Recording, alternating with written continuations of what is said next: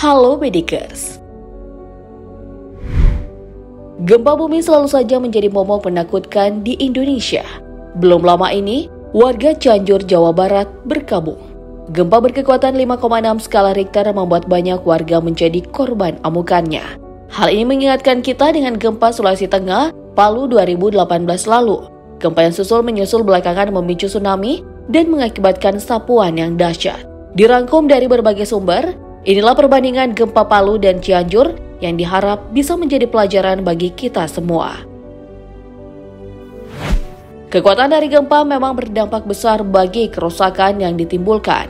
Gempa Palu Sulawesi Tengah jika dibandingkan tentu lebih besar dari Cianjur. Gempa Palu setidaknya dari catatan Badan Meteorologi, Klimatologi, dan Geofisika (BMKG) pada Jumat 28 September 2018 merupakan gempa tektonik yang pusat gempanya berada di 26 km utara Donggala dan 80 km barat laut kota Palu pada kedalaman 10 km. Kekuatan gempa Palu tercatat sebesar 5 skala Richter hingga 7,7 skala Richter dalam kategori merusak. Sementara di Cianjur, gempa yang terjadi adalah gempa yang sama, yakni gempa tektonik yang berpusat di daratan tepatnya 10 km barat daya Kabupaten Cianjur. Gempa Cianjur masuk dalam kategori merusak dengan skala 4 sampai 5,6 skala Richter pada pukul 13.20 waktu setempat, Senin 21 November 2022. Dilansir dari berbagai sumber, kekuatan gempa pada dasarnya diukur dengan menggunakan alat pengukur gempa seismometer. Dari alat itu rekaman gempa tercatat dalam ukuran skala Richter. Kendati kekuatan gempa bukan merupakan faktor utama jatuhnya korban, namun kekuatan gempa sudah bisa dipetakan mesin tersebut. Pada skala 2 sampai 3,9 skala Richter, diprediksi merupakan gempa kecil yang sangat jarang menimbulkan kerusakan. Namun pada skala 4 sampai 4,9, gempa tersebut masuk kategori sedang. Ketika gempa terjadi pada skala tersebut, perabot rumah biasanya sudah bergetar dan juga diikuti suara gaduh bergetar. Sementara pada skala 5 sampai 5,9 dapat menyebabkan kerusakan besar pada bangunan pada area yang kecil. Nah, gempa Cianjur masuk dalam kategori ini.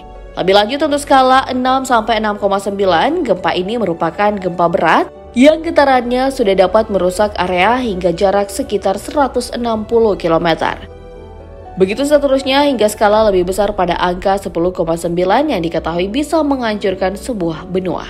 Penyebab gempa Palu dan Cianjur ditengarai akibat aktivitas pergerakan lempeng plate tektonik. Daerah Palu memang merupakan daerah rawan gempa sebab di area tersebut terdapat aktivitas sesar aktif pada zona sesar Palu-Koro. Sesaat sebelum datangnya tsunami, gempa yang diakibatkan pergerakan lempeng horizontal di 26 km utara Donggala dan 80 km barat laut kota Palu dengan kedalaman 10 km itu ternyata tidak terduga justru disapu tsunami setinggi 3 meter. Sementara itu, gempa tektonik yang terjadi di Cianjur juga memiliki kesamaan, yakni gempa tektonik. Kendati tidak berpotensi tsunami, namun gempa yang diduga terjadi karena besarnya tenaga yang dihasilkan akibat adanya tekanan antar lempeng batuan dalam perut bumi pada 10 km di perairan Cianjur itu menimbulkan kerusakan korban jiwa. Kepala Pusat Gempa Bumi dan Tsunami BMKG, Daryono, dilansir dari detik.com menjelaskan beberapa wilayah di Jawa Barat, termasuk Cianjur, adalah kawasan seismik aktif. Menurutnya, fakta ini menjadikan wilayah-wilayah ini memang rawan dan sering terjadi gempa. Daryono menyebut wilayah-wilayah tersebut juga cenderung sering terdampak gempa dangkal.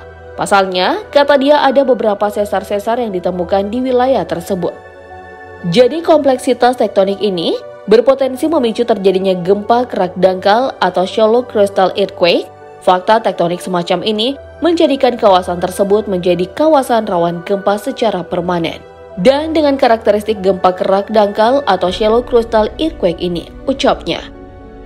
Karena itulah, lanjut Daryono, gempa di Cianjur yang terjadi beberapa waktu lalu bersifat merusak. Dia menyebut gempa dangkal dengan kekuatan magnitudo 4 hingga 5 bisa merusak secara signifikan. Karakteristik gempa kerak dangkal atau shallow crustal earthquake ini, itu gempanya tidak harus berkekuatan besar untuk menimbulkan kerusakan. Karena gempanya rata-rata dangkal, bisa kurang dari 10 km, bisa kurang dari 15 km, dan itu tak butuh kekuatan besar misalnya di atas magnitudo 7, tapi kekuatan magnitudo 4, 5, 6 bisa timbulkan kerusakan yang signifikan jelasnya. Gempa bumi seperti yang kita ketahui merupakan musibah bagi manusia. Gempa bumi yang kedatangannya tak terprediksi membuat kita acap kali menjadi korban dari bangunan-bangunan roboh, pohon tumbang, atau bahkan tsunami seperti di Palu, Donggala, dan Sigi. Dari catatan yang ada, gempa bumi Palu, Sulawesi Tengah yang diikuti tsunami dan likuifaksi pada 2018 silam berdampak sangat besar, baik itu korban jiwa, luka-luka, serta dampak sosial lainnya. Di Palu, Donggala, dan Sigi setelah pencarian dihentikan oleh pemerintah dalam hal ini Basarnas dan tim relawan pada 13 Oktober 2018, tercatat korban jiwa mencapai 4.340 orang. Gubernur Sulawesi Tengah kala itu Longki Janggola merinci jumlah korban jiwa di Palu mencapai 2.141 orang, 289 orang di Sigi, dan 212 orang di Donggala. Selain itu ada 667 yang dinyatakan hilang, 1.016 jenazah tak teridentifikasi. Tak hanya itu, bencana Palu juga mengukir banyak hal. Tercatat beberapa hari setelah bencana tersebut melanda Palu, Donggala, dan Sigi, masalah sosial juga melanda.